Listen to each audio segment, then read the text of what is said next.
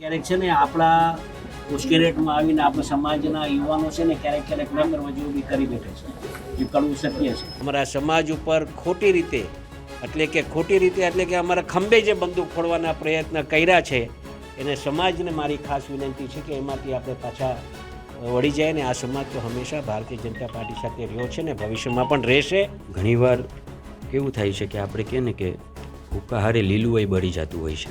મારો સમાજ ભોળો છે, ક્યાંક ભોળપણમાં આવીને કોકના ઉશ્કેરાવટમાં આવી અને આવું કરી બેઠતા હોય છે, પણ સમાજના દીકરા તરીકે તો અમે હંમેશા સમાજ સાથે રહીશું. ખાલી બોટાદની વાત નહીં, પરંતુ જસદણ વિછ્યાની અંદર નિર્દોષ 92 લોકો ઉપર 307 જેવી ગંભીર કલમો લગાડીને એમને જેલની અંદર પૂરવામાં આવ્યા હતા.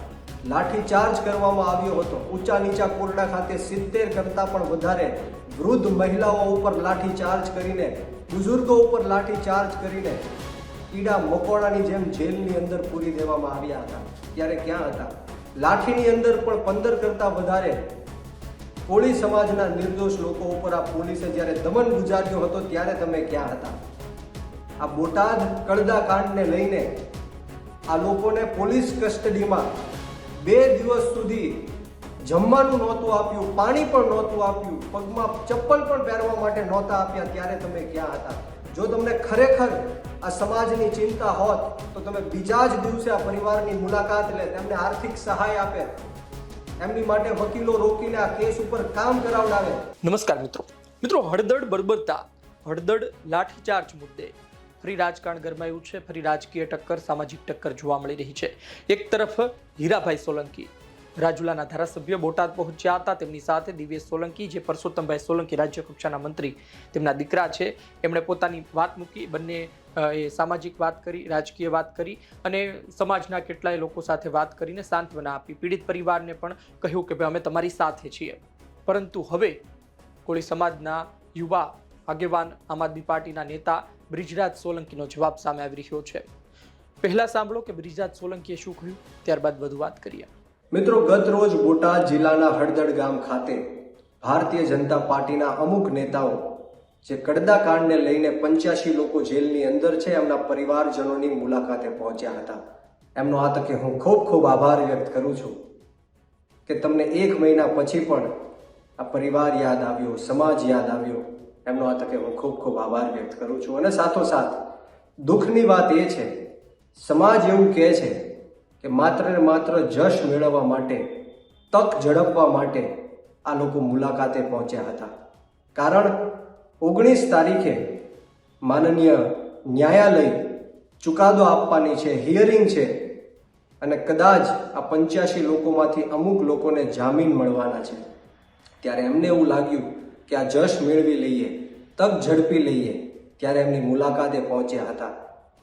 બહુ દુઃખની વાત છે કે આમ આદમી પાર્ટી આ કેસ જ્યારથી ચાલુ થયો ત્યારથી લઈને આજ દિન સુધી 30 વકીલોની ટીમ, જે સુપ્રીમ કોર્ટના અને હાઈકોર્ટના છે, વિના મૂલ્ય આ કેસ ઉપર કામ કરી રહ્યા છે. આ લોકોને છોડાવવા માટે મહેનત કરી રહ્યા છે. આમ આદમી પાર્ટીએ 85 પરિવારજનોને આર્થિક સહાય પણ આપી. દિવાળીના દિવસે પણ અમે એ પરિવારજનોની સાથે હતા. ત્યારે દુઃખની વાત એ છે કે અમુક લોકો જશ મેળવવા માટે અત્યારે 1 મહિના પછી આ પરિવારોની મુલાકાત લઈ રહ્યા છે અને એવું કહી રહ્યા છે, સમાજનો વાંક કાઢી રહ્યા છે કે સમાજના યુવાનો ઉશ્કેરાઈને પથ્થરબાજી કરી, પથ્થરો માર્યા.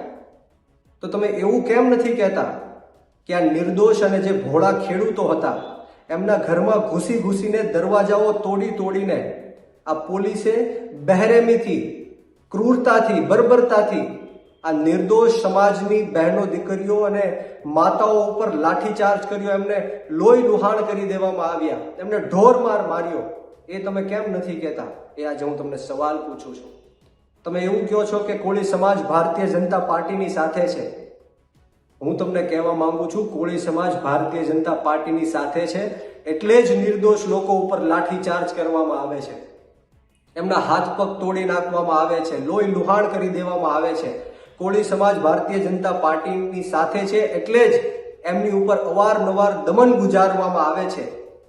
ત્યારે ખાલી બોટાદની વાત નહીં, પરંતુ જસદણ વિછ્યાની અંદર નિર્દોષ 92 લોકો ઉપર 307 જેવી ગંભીર કલમો લગાડીને એમને જેલની અંદર પૂરવામાં આવ્યા હતા.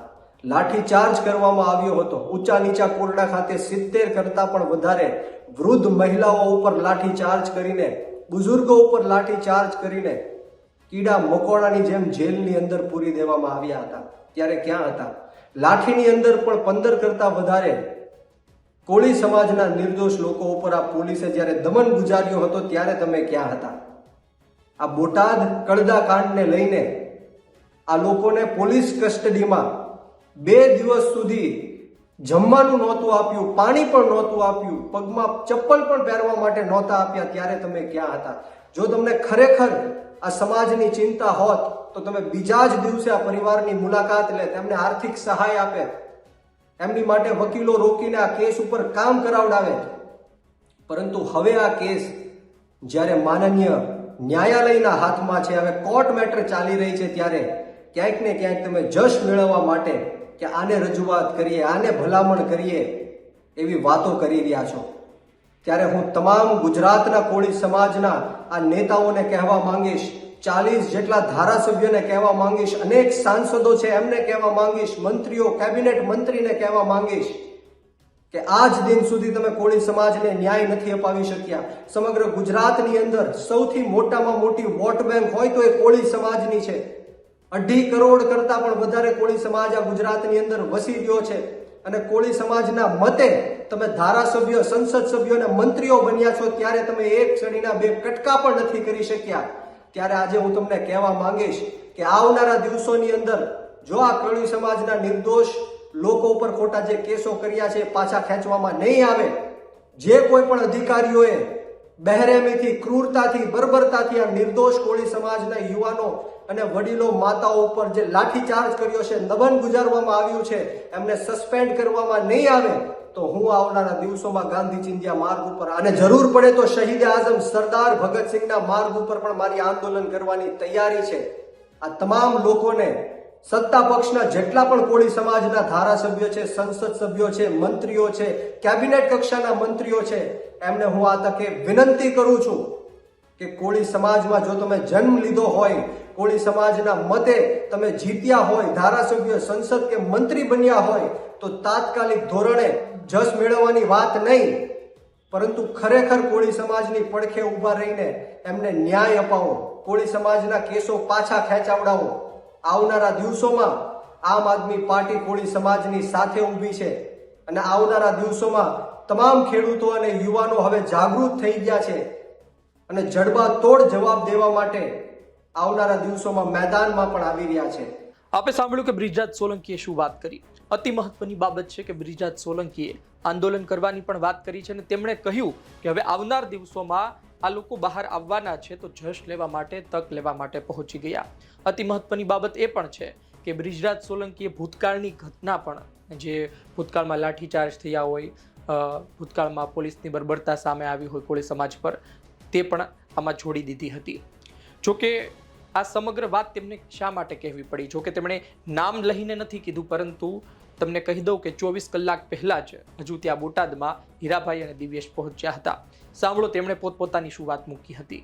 સમાજે યાદ કર્યા અને હળદળ ગામમાં જે બનાવ બન્યો એ તો દુઃખદ બનાવ છે, પણ બનવા જોગ બની ગયું છે. સમાજને જ્યારે એક સમાજના આગેવાન તરીકે અમારી પણ ફરજ બને કે જે વસ્તુ બની છે ત્યાં સ્થળે જઈને રૂબરૂ અમારા સમાજના આગેવાનો સાથે મુલાકાત કરી અને આગેવાનોએ આગળ કર્યું કે ભાઈ તમે પણ અહીંયા આવો.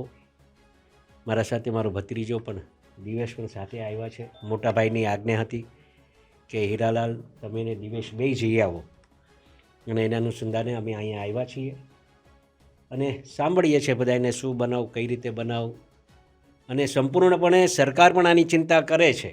હું આપના માધ્યમથી હું કહેવા આવ્યો છું કે સરકાર આની ચિંતા કરે છે અને એક સરકારના પ્રતિનિધિ તરીકે હું પણ અહીંયા આવ્યો છું અને બનતી કોશિશ જે કાંઈ ન્યાય અપાવવાની વાત હશે એમાં સંપૂર્ણપણે અમે અમારા કુંવરજીભાઈ બાવળિયા હોય, રાજેશભાઈ ચુડાસમા હોય, નીમુબેન હોય, મોટાભાઈ હોય, અમે સંપૂર્ણ બધાઈને ભેગા કરી અને જેના પર અન્યાય થયો હશે જેને લાગતું હશે કે મારું ખોટું નામ આવ્યું છે તો એવા લોકોને છોડાવવા માટેના અમે પૂરતા પ્રયત્ન કરીશું.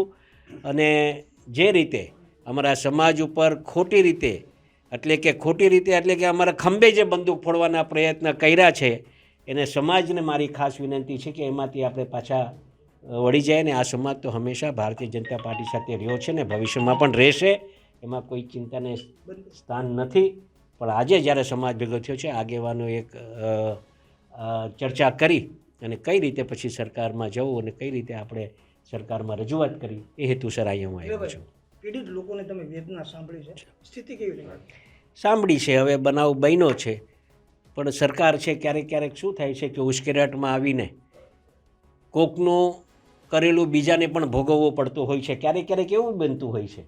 અને આવો બનાવ ક્યાંક એવો બન્યો છે, ક્યાંક લાગ્યું છે તો એ રજૂઆત અમે જ્યાં કરવાની હશે ત્યાં રજૂઆત મોવડી મંડળને કરી અને એને ન્યાય આપવાનો પ્રયત્ન કરીશું. ક્યારેક છે ને આપણા ઉશ્કેરાટમાં આવીને આપણા સમાજના યુવાનો છે ને ક્યારેક નંબર વજુ બી કરી બેઠે છે, જે કડવું સત્ય છે. સમજો વાતને. અમે હમણાં જે આવ્યા છે એ તમારે આટલી સહાનુભૂતિ અને તમારા માટે આવ્યા છે ને આના માટે જે કાંઈ કરવું પડશે ને એ અમે સમાજના બધા આગેવાનો બધા હારે ભેગા થઈને સરકારમાં આ છોકરાઓ માટે જે કાંઈ કરવાનું થતું હશે ને એના માટે અમે ન્યાય આપવા માટે અમે કામ. આમ તો આના પહેલાંય અમે સામાજિક લેવલે સમાજના બધા આગેવાનો સાથે જે તે સમયે આ બનાવ બન્યો એ દિવસે અમે વાતચીત બધા સાથે કરેલી. આજે બધા આગેવાનોએ સૌએ ભેગા થઈ અને સમાજનું, બોટાદ જિલ્લાનું અને આજુબાજુના તાલુકાના આગેવાનોની ચિંતાથી અમે બધા આજે જ્યારે અહીંયા ભેગા થયા છે ત્યારે મિત્રો ભારતીય જનતા પાર્ટીની સરકાર છે. મારા પૂજ્ય બાપુજી રાજ્યકક્ષાના મંત્રી છે વર્ષોથી.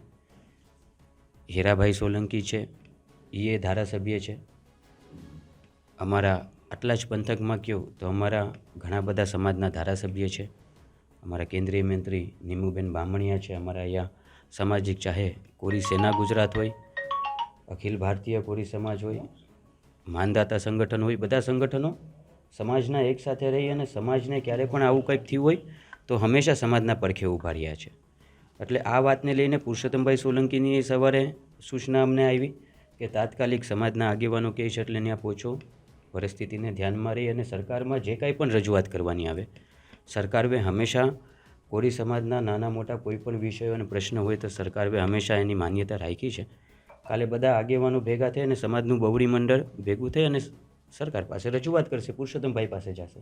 એટલે પુરુષોત્તમભાઈ આગામી દિવસોમાં એ કુંવરજીભાઈ બાવળિયા બધા ભેગા રહી અને સરકારમાં અમે રજૂઆત કરશું. તમે પીડિતોને મળ્યા, એમની વેદના સાંભળી, કેવું લાગ્યું? ઘણીવાર કેવું થાય છે કે આપણે કહે ને કે હુક્કા હારે લીલુંય બળી જતું હોય છે, બરાબર. ક્યાંક માનીએ છીએ કે ક્યાંક કોઈ નિર્દોષ લોકો આમાં આવી ગયા છે, પણ ઘણીવાર એવું થાય છે કે એક નેતૃત્વની ચિંતા.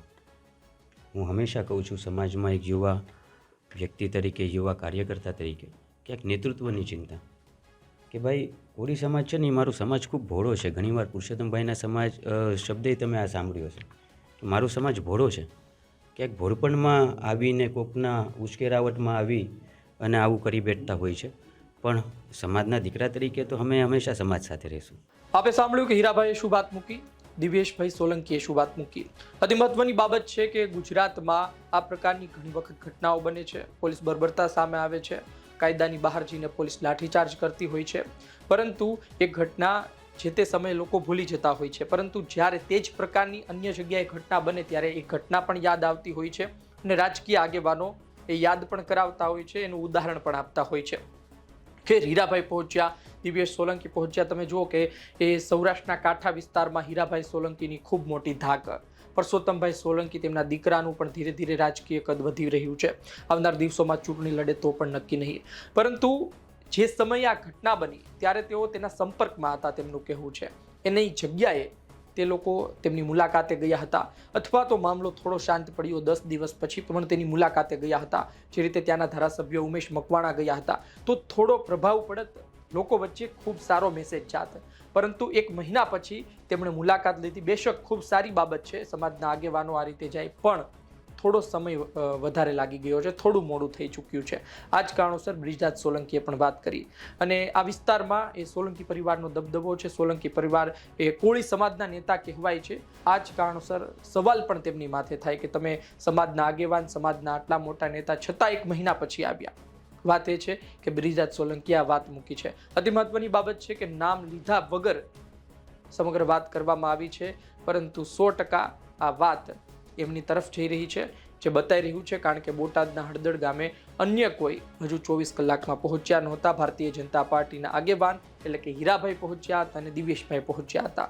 આપનું શું કહેવું છે કોમેન્ટ બોક્સમાં જરૂરથી જણાવજો. આ વિડીયો, આ માહિતી પસંદ આવી હોય લાઈક કરજો, શેર કરજો. ધન્યવાદ.